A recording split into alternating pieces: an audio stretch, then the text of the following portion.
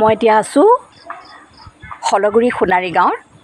এই যিখিনি আমাৰ মহিলাৰ পৰা পুৰুষ দেখিছে, এইখিনি আমাৰ কাকজান সোণাৰী গাঁৱৰ দেৱী মন্দিৰৰ দুৰ্গা মন্দিৰ। তাৰ পৰা সকলোখিনি এই শলগুৰি সোণাৰী গাঁৱলৈ আহিছে ভূঞা পৰিয়াললৈ।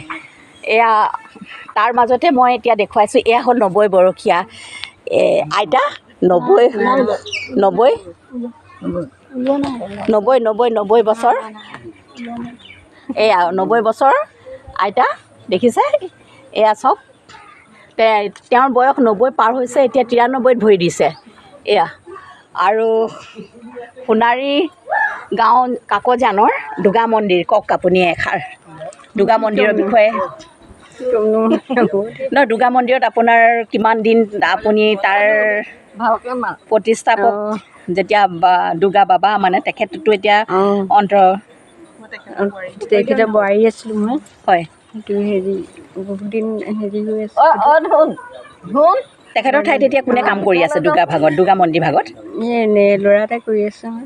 অঁ, ল'ৰা মানে আপোনাৰ ল'ৰা। আৰু বাবাৰ কোন হয়? মানে ভতিজাক হয়। ভতিজাক হয় ন? হয় হয়। এয়া যথেষ্টখিনি তেখেতলোকে দুৰ্গা মন্দিৰৰ, আপোনালোকে নিশ্চয় চাগে বহুতে জানিছে দুৰ্গা মন্দিৰৰ বিষয়ে। আৰু এয়া আমাৰ শলগুৰি সোণাৰী গাঁও, তেওঁৰ ঘৰতে আমাৰ গোটেইখিনি যেতিয়া ভূঞা পৰিয়াল, তেওঁ ইয়াতে সকলোখিনিকে নিমন্ত্ৰণ জনাই আজি সমবেত কৰিছে। এয়া নিখিল ভূঞা, কওক এষাৰ কথা কওক যে ইমানখিনি মানুহ আপোনাৰ ঘৰত গোটাইছেহি। আজি ইয়াত গোট খোৱা গোটেই মানুহখিনি হ'ল আমাৰ দেউতাৰ মোমায়েকৰ পৰিয়ালৰ।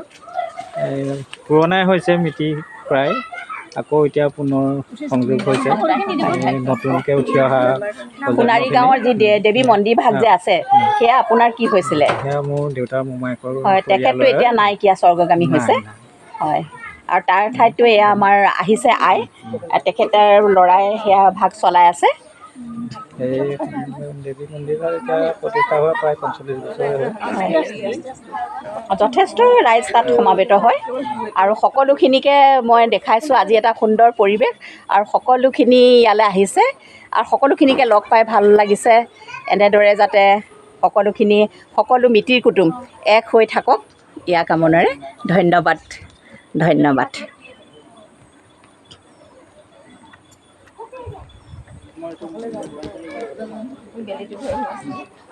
হ'ল ন?